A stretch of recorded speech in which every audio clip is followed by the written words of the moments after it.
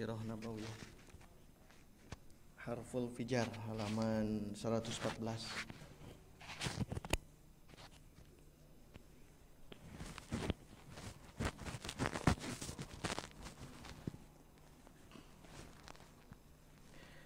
Alhamdulillah alladzi arsala rasulahu bil huda wa dinil haq liyudhhirahu 'alad dini kullih wa kafa billahi syahida asyhadu an la ilaha illallah wahdahu la syarikalah wa asyhadu anna muhammadan abduhu wa rasuluh amma ba'du.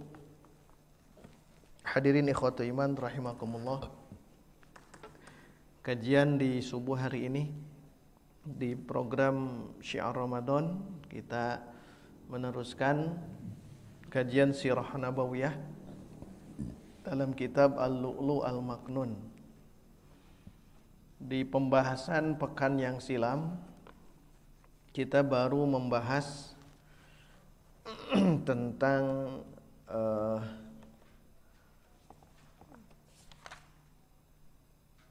Nabi pernah mengembala kambing. Itu sudah kita bahas ya.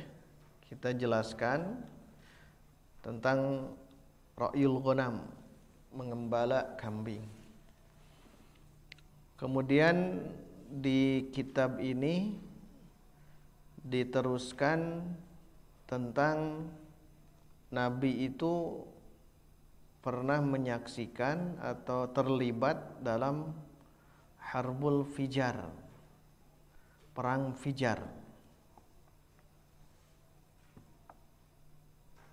di mana perang Fijar ini, Fijar itu fajrun ya, terbit muncul.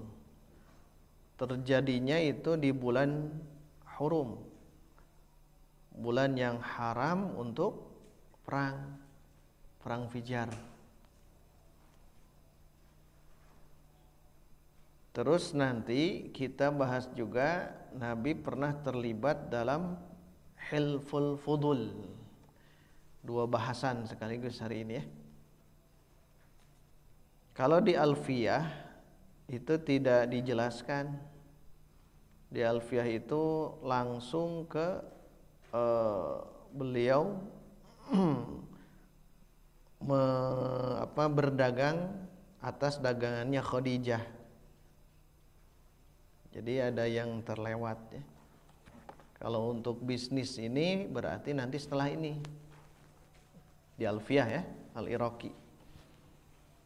Nah, baik, kita bahas fokus di dua poin ya. Yang satu Harbul Fijar, perang Fijar. Yang kedua Halful Fudul, perjanjian Fudul. Kalau diperhatikan ini kan zaman jahiliyah. Kalau kita perhatikan di zaman jahiliyah, terjadinya perang itu dikarenakan biasanya adanya egois, ananiah. Jadi setiap ada peperangan antara suku-suku di Arab itu karena ada ananiah dan asobiyah. Ananiah itu egoisme, asobiyah itu fanatisme. Jadi antara egoisme dengan fanatisme itu memang sudah menjadi masyhur di Arab jahiliyah. Jadi mereka itu saling berbangga-bangga terhadap kelompoknya masing-masing. Antara Bani A, Bani B, Bani C itu saling berbangga-bangga. Nanti di kebanggaan mereka itu nanti dimunculkan di syair-syair jahiliyah. Di syair-syair, karena mereka itu memang kelebihannya kalau berbicara itu pasti menggunakan bahasa Arab yang fushah, bahasa Arab yang bagus ya. Mun di Sunda mah Sundana Sunda Buhun. Jadi Sunda Murwakanti. Karena kelebihan orang Arab begitu. Orang-orang Arab itu kalau apapun juga pasti dengan menggunakan syair. Nah, nanti juga di antara sahabat Nabi itu nanti ada ahli-ahli syair. Hasan bin Sabit, kemudian yang lain-lainnya itu mereka ahli syair. Karena dengan bersyair atau dengan berpantun kalau di kita itu akan mengarahkan kepada ya antara perdamaian atau pertengkaran. Saling perang syair. Nah, ujung-ujungnya nanti perangnya perang fisik. Dan ini sudah masyhur ya di sejak zaman dulu. Termasuk di Yathrib ada bangsa suku Aus dan Khazraj. Itu kan mereka sama-sama asobiyah, ta'assub. Dan nanti kehadiran Nabi kita ya, Nabi Muhammad sallallahu alaihi wasallam, menengahi ini. Jadi menengahi perang-perang antar suku itu. Makanya kalau tidak dinaungi dengan nama Islam, itu sampai hari ini pasti akan perpecahan suku bangsa di Arab itu.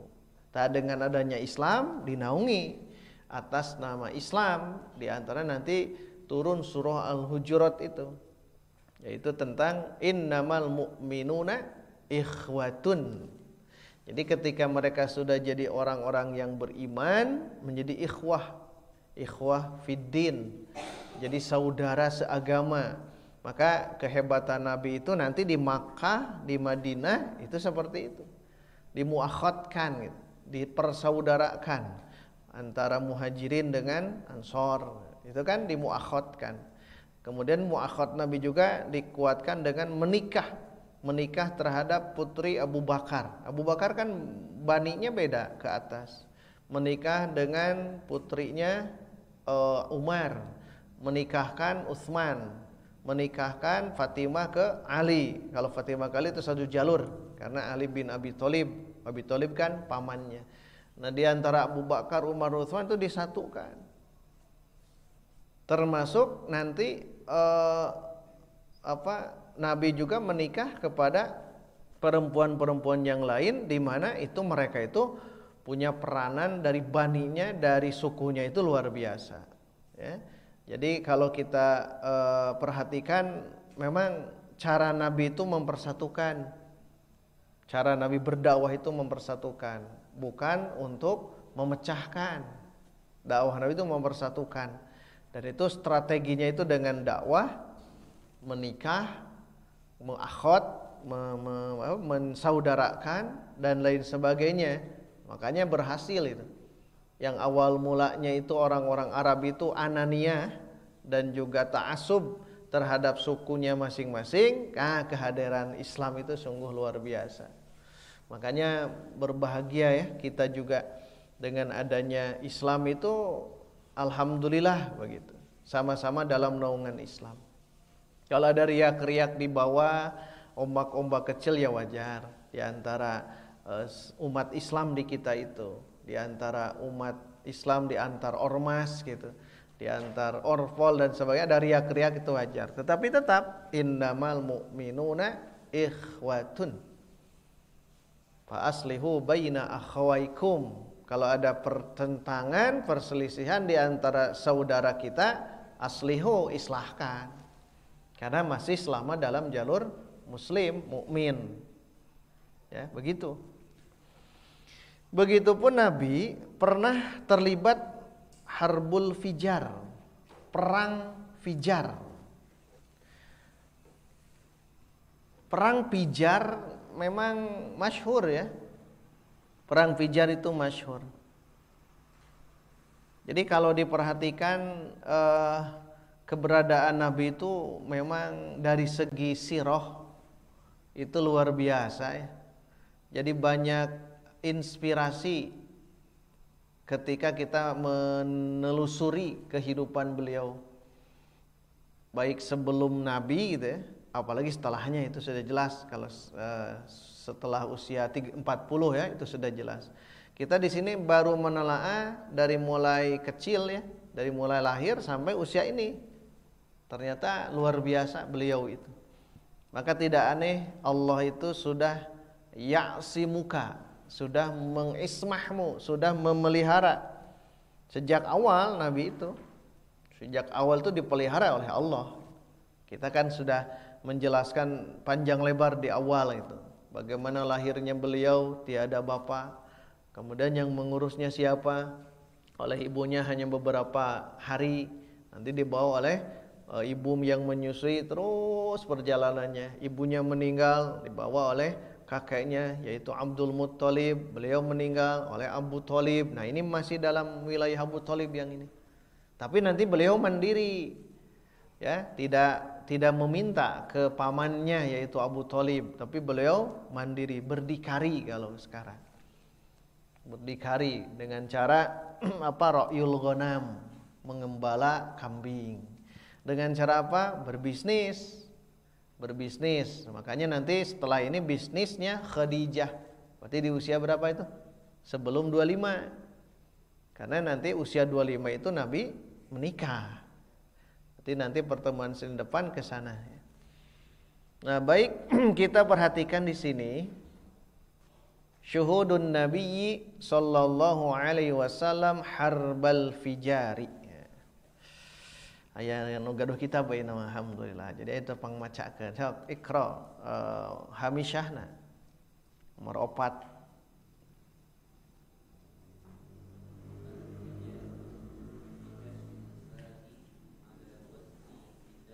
Fijar, kital, satu wazan ya. Jadi nama cara membaca itu fijar, perang fijar.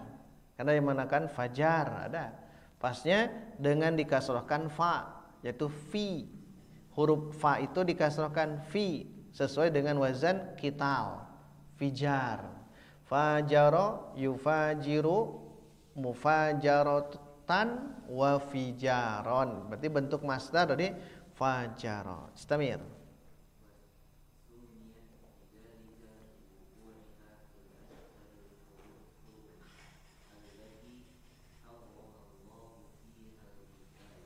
Kitala.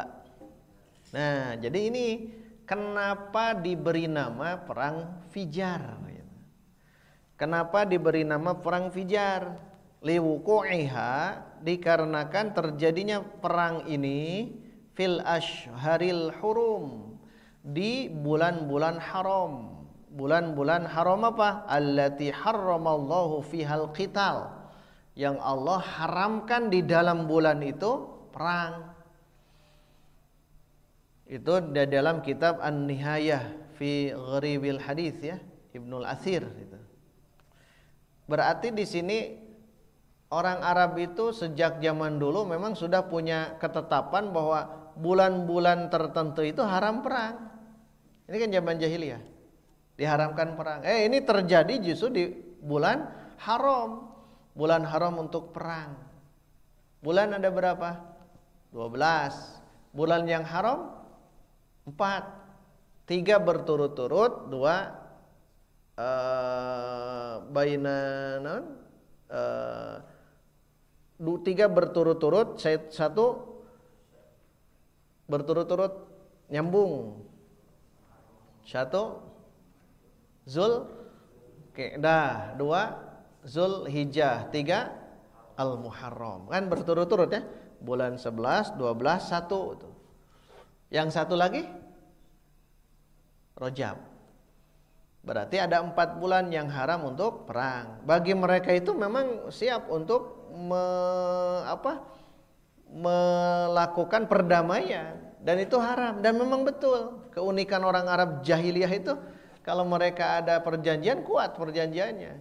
Misalkan ayeuna perang ya di bulan sebelum Zulhijjah, Syawal ya, perang bulan Syawal. Besok masuk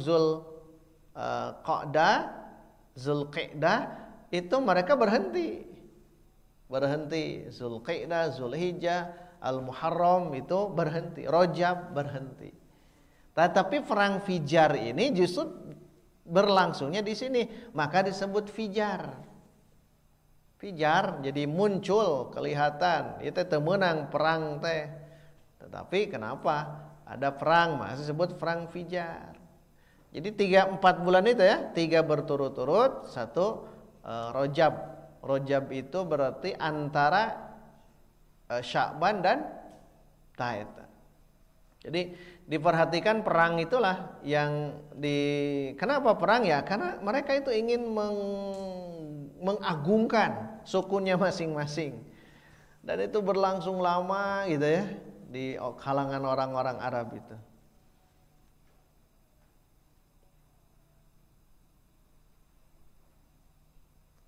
Kalau di Ramadan kan tidak masuk ke bulan haram, makanya di bulan Ramadan itu kan ada peperangan. Di perang pertama yang besar itu perang Badar kan, perang Badar di bulan Ramadan. Makanya di bulan Ramadan itu perang itu boleh. Yang tidak boleh itu yang ini. Dan Allah sudah menetapkan ini di dalam Al-Qur'an gitu ya. Nah, itu kenapa disebut perang Fijar? Dikarenakan terjadinya di bulan haram untuk perang. Terjadinya di bulan yang haram untuk perang.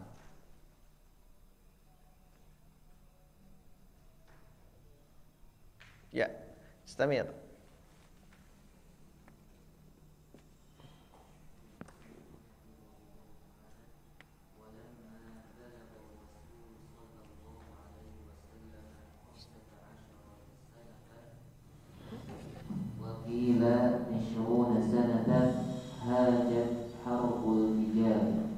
Jadi usia berapa Nabi terlibat perang Fijar? Di sini ada dua pendapat. Ketika Nabi usianya khamsata asyara salatan, itu 15 tahun. Cung usia 15 tahun? Cung ya? Dah, seusia itu tuh. 15 tahun nggak ngilu perang. Nah, ini di usia ini nggak senang ngilu naon. Jadi usia 15 tahun itu Nabi sudah terlibat ini perang Fijar. Nabi bangsa mana? Quraisy kan? Bangsa Quraisy, nanti di bawah dijelaskan. Jadi Nabi berada di kubu Quraisy.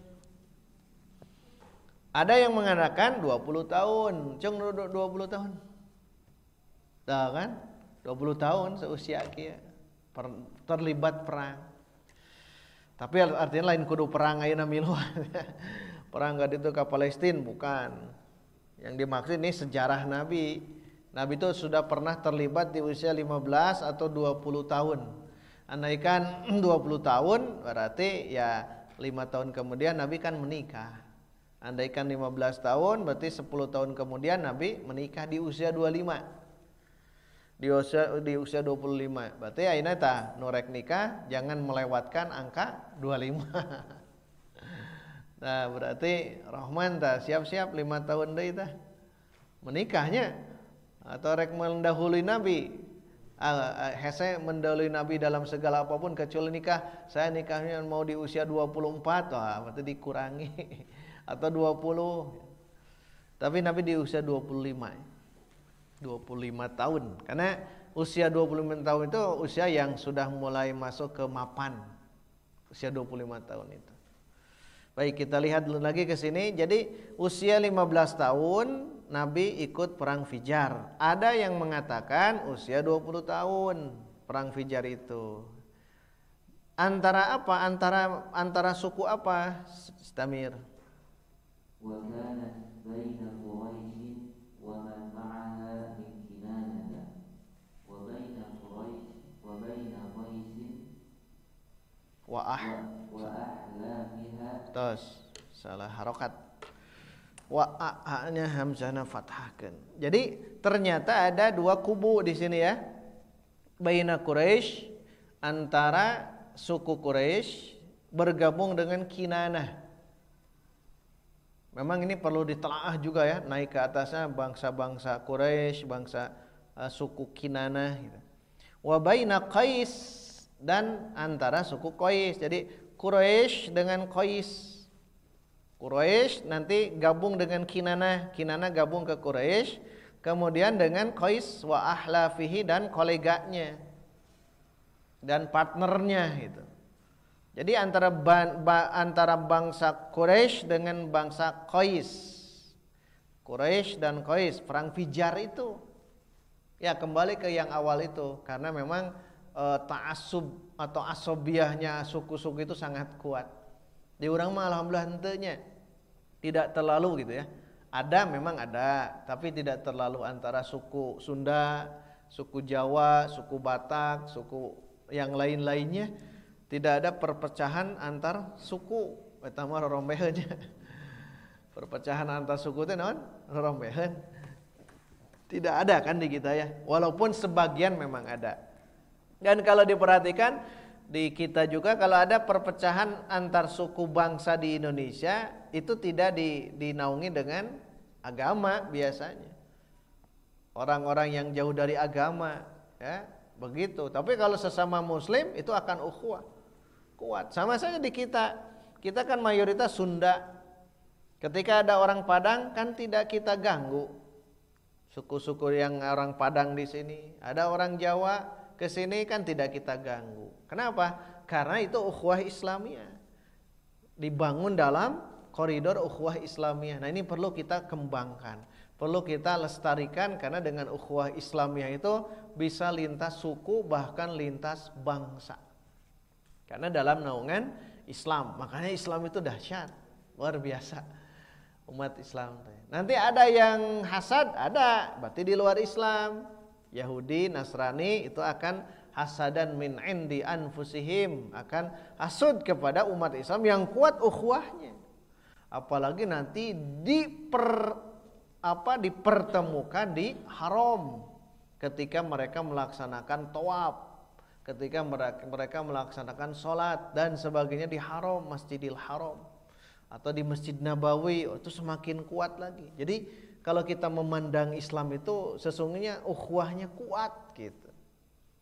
Dan kadang-kadang urang mah ngemutna daet teuing gitu, sok pasea we gitu. Padahal kalaulah kita bertengkar antar sesama muslim ya silahkan bertengkar. Tapi jangan lebih dari 3 hari. Jangan lebih dari 3 hari. Bisi bapak rek pasea sok pasea. Tapi tong langkung ti 3 dinten. Karena memang Nabi memberikan arahan, da aya wae itu pasea. Aya wae, tapi kan jangan lebih dari 3 hari. Ya mah kalau berlarut-larut, naudzubillah. Nanti berat tanggung jawab di akhirat ya, Bu. Nanti kalau kita pasea dengan tetangga A dan berlarut-larut sampai kita meninggal atau tetangga itu meninggal, tadi akhirat bakal diminta pertanggungjawaban siapa yang salah gitu. Itu akan dihakimi, akan masuk ke mahkamah Allah. Allah itu adalah alaisallahu biahkamil hakimin. Matak ti ayeuna nya pami pasea ti ayeuna islah, minta islah. Lamun orang merasa benar tetap minta maaf. Kalau kita yang salah apalagi minta maaf, karena yang berat itu yaitu minta maaf, meminta maaf, karena biasanya ego. Termasuk di dalam keluarga. Oke, da pasea mah aya antara bapak dengan anak, antara suami dengan istri gitu kan. Memang pasti ada, tetapi ya jangan sampai berlarut-larut ya. Lebih ke keturunanna ya itu ya. Teu meunang anakna, teu meunang kadinya, incuna teu meunang kadinya. Naudzubillah. Nah, sekarang siapa qaid? Qaid itu pemimpin, panglima perang Quraisy saat itu. Istamir. Wa kana qaidu Quraisy wa Kinanata harbu banu Umayyah. Nah, jadi panglima perang Quraisy dan Kinanah saat itu, karena Kinanah sekali lagi bergabung ke Quraisy menghadapi Qais dengan koleganya, dengan partnernya. Ternyata pemimpinnya itu Harb bin Umayyah.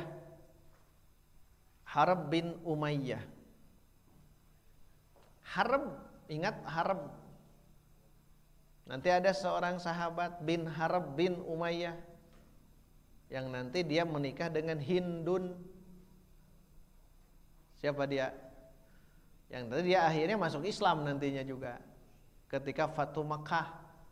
Ker di Makkah nama jadi ini, dan dia jadi nanti dia jadi saksi ketika dihadapkan dengan Raja Kisra atau Raja siapa?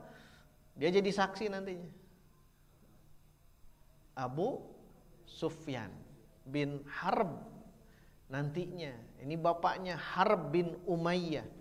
Harb bin Umayyah sebagai pemimpin Quraisy dan Kinanah saat itu. sigana sarua jeung ngarananya harb itu artinya apa? Perang. Tak hati-hati dengan nama ya. Harb bin Umayyah. Harb itu perang. Al-harbu perang, kital. Tak disebut nama itu bisa jadi doa sigana. Harb bin Umayyah. Dia jadi pemimpin Quraisy, pemimpin Bani Kinanah. Ya. Kalau Qais di sini tidak dijelaskan. Tapi yang penting intinya ya, inti dari Fijar ini. Ternyata Nabi pernah terlibat begitu. Intinya. Istamir. وكان الظفر في أول النهار لقريش على قريش وكنانة. Zofar, kemenangan. Kemenangan itu di awal siang teh berarti di waktu duha gitu. Karena perang itu mereka itu waktu subuh biasa mulainya tuh. Subuh waktu, kadang-kadang di malam ada waktu subuh. Maka di surah Al-Adiyat kan jelas. Tapi itu dibahas tentang kuda. Fal mughirati subha fa atharna bihi naq'a fa wasatna bihi jam'a. Itu teh kuda perang gitu, menembus di waktu subuh gitu. Sampai menembus ke pertengahan musuh-musuh. Itu teh menunjukkan di waktu subuh. Kalau di sini jelaskan kemenangan di awal siang itu adalah Qais. Jadi suku Qais itu dia menang pertama kali. Suku Qais itu. Kemudian Istamir. Hatta idza kana fi wasaqin nahari kana al-dhafaru li Quraisy wa Kinanah. Tapi kalau di tengah siang baru yang menang adalah Quraisy. Qais heula menang awalnya, tapi engke eleh ku Quraisy. Menunjukkan apa? Perangnya memang kabayang ku urang, dan perang itu memang bukan perang jarak jauh. Perangnya itu mubarozah, berhadap-hadapan perang saat itu. Ayeuna mah kan nyarumputnya. Ayeuna nyarumput, boga senjata kan sekarang. Nyumput di dieu nembak ka ditu kan, bari nyumput. Paling parah bawa bom, bawa senjata nuklir di luhur, kahanap dibomkan. Dianya ke sana. Berarti menunjukkan lebih takut, lebih banyak penakutnya. Makanya kaum muslimin itu nanti atau dulu, sejak dulu kaum muslimin itu orang-orang beriman kalau perang itu pasti menang. Kenapa? Mereka berani karena di depannya ada surga. Tapi orang-orang kafir itu mereka itu bersembunyi di balik sesuatu. Kenapa? Karena mereka itu takut mati. Takut mati, makanya kalau perang fisik insya Allah menang nanti umat Islam itu. Tetapi kalau perang di luar itu kita kalah. Karena kita merasa dininak bobokkan. Hari ini terasa oleh kita kan. Terus digerogoti, orang-orang kafir datang ke kita. Orang-orang kafir terus mengoptimalkan diri untuk menguasai negara kita.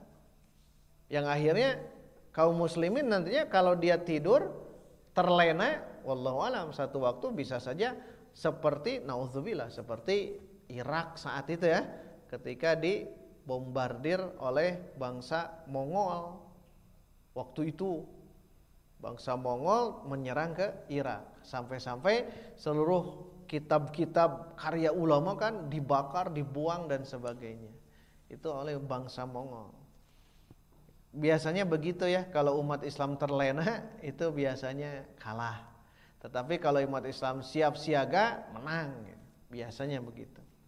Tetapi kemenangan itu nasrullah, pertolongan dari Allah. Idza jaa nasrullahi wal fath, itu dari Allah. Tetapi kita ada ikhtiar. Termasuk bukan hanya perang, kita juga berjihad hari ini.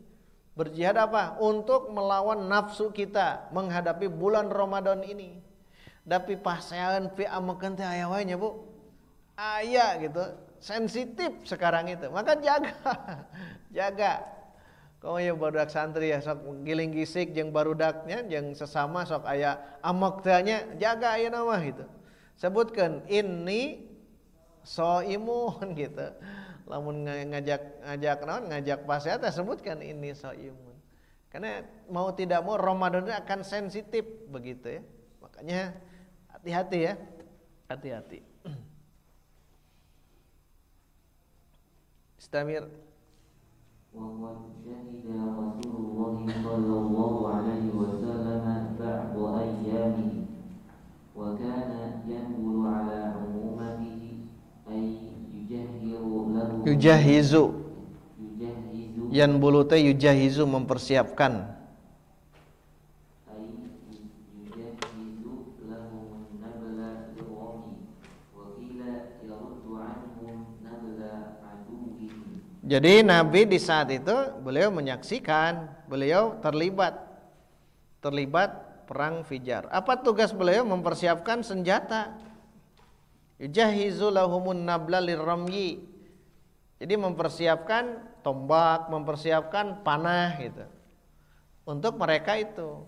Ada yang mengatakan langsung Nabi juga terlibat di situ. Terlepas dari dua pendapat ini, yang terpenting bahwa Nabi itu adalah orang yang pernah mengikuti perang Fijar. Dan perang Fijar itu di usia Nabi 15 tahun. Ada yang mengatakan 20 tahun. Jadi kesimpulannya, untuk Nabi remaja ya, Muhammad remaja ini beliau pernah mengikuti ini, namanya Harbul Fijar. Perang Fijar, di mana perang itu terjadi di bulan haram. Nah, setelah itu baru ke Hilful Fudul, 1 bulan kemudian. Ada yang mengatakan 4 bulan kemudian. Hilful Fudul, perjanjian Fudul. Hilf itu perjanjian. Ada perjanjian Fudul namanya. Jadi setelah 1 bulan kemudian dari perang Fijar, atau setelah 4 bulan dari sini, itu masuk ke Hilful Fudul. Perjanjian yang nanti orang-orang Arab juga mengokohkan diri gitu, untuk membela kebenaran, memberantas kemunkaran. Di sini Hilful Fudul. Baik, untuk dipercepat ya, saya bacakan saja ringkasannya, bahwa Hilful Fudul ini sudah yang ini ya, Harbul Fijar, perang Fijar sudah beres, titik sampai di situ. Nabi sudah terlibat di sini. Sekarang kita masuk ke Hilful Fudul. Imam As-Suhaili beliau menjelaskan bahwa Hilful Fudul ini perjanjian yang mulia yang pernah didengar, dan menurut orang Arab ini adalah mulia. Itu dalam kitab Ar-Raudul Unuf As-Suhaili. Nah, wa kana hadzal hilfu fi Dzulqa'dah fi syahrin haramin. Ini terjadi di Dzulqa'dah. Nah, kan tadi Dzulqa'dah itu adalah bulan yang haram. Bulan yang haram. Ba'da harbil Fijar bi syahrin wa qila arba'i ashhurin. Setelah perang Fijar 1 bulan atau 4 bulan. Kemudian kemungkinan mah bulan apa kalau begitu? Sebulan sebelumnya, berarti sebelum Dzulqa'dah apa? Sebelum Dzulqa'dah Syawal. Syawal kan bukan bulan haram ya. Kemungkinan mah bulan Rajab, kemungkinan. Karena disebutkan wakila bi arba'i asyhurin. Dikatakan kemungkinan 4 bulan. Ya. Rajab, terus Sya'ban, Ramadan, Syawal, Dzulqa'dah, dengan 4 bulan. Hilful Fudul. Kalau 1 bulan berarti Syawal, Fijar itu. Jadi Hilful Fudul itu Dzulqa'dah ya, fi syahrin haram tuh, pada bulan haram. Apa penyebabnya? Nah, saya ringkas saja. Penyebab Hilful Fudul ini, ada seorang laki-laki namanya Zubaid dari Yaman. Yaman itu ini Makkah, Yaman di bawah ya kalau peta. Ini Makkah, Yaman di bawah. Kalau Syam di atas. Maksud di atas ini peta. Jadi di bawah ini Yaman. Ada orang Yaman dari Zubaid datang ke Makkah dengan membawa bid'ah, barang dagangan. berbisnis gitu ya. Dari Yaman datang ke Makkah membawa barang dagangan. Dibeli barang dagangan itu oleh Al-As bin Wa'il. Al-As pakai sod, Al-As bin Wa'il dibeli. Tapi Al-As bin Wa'il enggan untuk memberikan haknya. Maksudnya tadi bere duit nak mun bahasa orang. Tidak dibayar. Akhirnya Az-Zubaidi meminta kepada koleganya, meminta kepada partnernya, yaitu Abduddar, Makhzum, Jumah, Saham, Adi bin Ka'ab. Ini mereka-mereka itu suku-suku yang masyhur. Tapi mereka enggan untuk menolong Zubaidi terhadap kezoliman Al-As bin Wa'il. Nah, ketika Az-Zubaidi melihat adanya keburukan di situ, maka Az-Zubaidi ini yang dari Yaman naik ke Jabal Abi Kubais, Gunung Kubais, Jabal Abu Kubais, naik ketika terbit matahari tah siga kieu tah. Sudah siga kieu. Ketika terbit matahari naik ke Jabal Abu Kubais. Quraisy saat itu ada di Ka'bah. Bangsa Quraisy keur araya dia keur isuk-isuk mah keur moyan mun urang barnya. Nah, datang naik gitu. Wanada dan Jubaidi ini langsung menyebutkan dengan bait-bait yang masyhur. Nah, yang tadi saya jelaskan. Jadi lamun orang-orang Arab itu ketika mereka melakukan sesuatu pasti dengan syair-syair. Dengan suara wanada, dengan memanggil dengan suara yang keras kemungkinan besar. Mensifati tentang kezoliman siapa? As bin Wa'il. Ayub ada 3 syair, ada 3 bait kalau di sini. Ya ala fihrin limadzumin bida'atahu bibatni makkata naid dari wan nafar. Ra hungkul tah. Yang kedua, wa muhrimun ash'athu lam yaqdi umratahu ya larrijali wa bainal hijri wal hajar. Ra kan ya. Innal harama liman tammat karamatuhu wala haraman li thawbil fajiril ghadir. Ra dah itu. Tapi dah teu kitu nya ke orang Arabna langsung gitu. Dan langsung mereka faham gitu. Langsung paham ketika ada bait yang beliau sebutkan ketika di Jabal Kubais dengan suara yang keras. Ya can aya ieu nya. Can aya speaker gitu. Nah, kemudian Az-Zubair bin Abdul Muttalib paman Nabi ini. Zubair ya.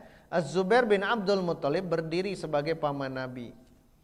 Sampai dia mengatakan, "Ada apa ini?" Kemudian Bani Hashim berkumpul, Zuhrah berkumpul, Bani Taim bin Murrah berkumpul, Bani Quraisy ini berkumpul di mana? Dar Abdullah bin Jad'an. Di rumahnya Abdullah bin Jad'an.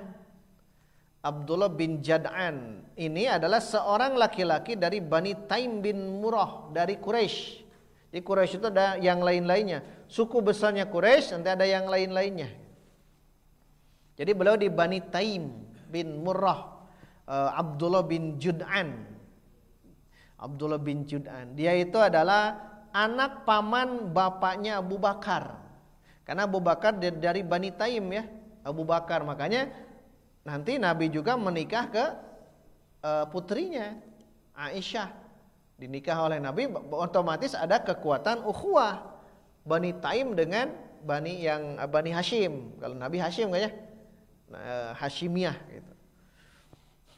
Ternyata Abdullah bin Jud'an itu di biografinya orang yang mulia, terpandang dia itu. Wa kana ahadul ajwad al masyhurina fil jahiliyah. Jadi beliau itu orang di antara salah seorang yang ajwad, dermawan. Jadi kalau disebut Abdullah bin Jud'an itu teh orang yang dermawan, masyhur lah. Mun di urang mah Pak Haji Anu itu. Saya teh tisa Pak Haji Anu. Jadi terbayang oleh kita mendengar Pak Haji Anu itu dermawan gitu. Nah, ini beliau orang yang dermawan. Tapi hanya kali masa jahiliyah. Di masa jahiliyah. Makanya Aisyah pernah bertanya kepada Nabi dalam riwayat Muslim, hadis nomor 214. Kata Aisyah, "Ya Rasulullah, Ibnu Jud'an kana fil jahiliyah yasilur rahim yut'imul miskin fahal dzaka yanfa'uhu." Jadi Aisyah kan di sini kan Bani Taim. Abdullah bin Jud'an itu dari Bani Taim. Taim bin Murrah. Aisyah bertanya kepada Rasul, "Wahai Rasul, bagaimana dengan Abdullah bin Jud'an yang dia terkenal masyhur dari kedermawannya?" Beliau di zaman jahiliyah, kata Aisyah, yasilur rahim, menyambungkan silaturahim. Rahim itu adalah keluarga-keluarga yang ada dalam satu rahim. Berarti dalam keluarga besar gitulah, bersilaturahim. Beliau sering bersilaturahim. Yut'imul miskin, memberikan makanan kepada orang-orang miskin, berarti dermawan. Apakah itu bermanfaat? Tuh pertanyaan Aisyah kepada Rasul tentang kedermawanannya Abdullah bin Jud'an. Karena Abdullah bin Jud'an itu nanti Bani yang tadi berkumpul di rumah itu, berarti ada keunggulan. Kenapa berkumpul di situ? Ya, nanti juga di zaman Nabi juga nanti akan ada. Di rumahnya Abdullah bin Jud'an. Maka Nabi mengatakan la yanfa'uhu, tidak ada manfaat. Innahu lam yakul yauman rabbighfirli khati'ati yaumaddin. Ya hungkul, kata beliau. Tidak mengatakan, ya Allah ampunilah aku atas dosaku ini di hari pembalasan nanti. Jadi begitulah Abdullah bin Jud'an. Wa ta'aqadu wa tahalafu billah. Saya ringkas ya. Dan mereka semuanya di rumahnya Abdullah bin Jud'an saling mengikat janji, saling berjanji kepada Allah untuk menjadi tangan yang satu, untuk melawan kezoliman, untuk membela orang yang dizolimi, melawan kezoliman sampai nanti diberikan haknya. Maka orang Quraisy saat itu mengatakan hilful fudul, karena sungguh mereka ini sudah masuk ke dalam keutamaan dari satu perkara. Kenapa hilful fudul? Dikarenakan kan membela Zubaidi dari Yaman, kan batur ya teh.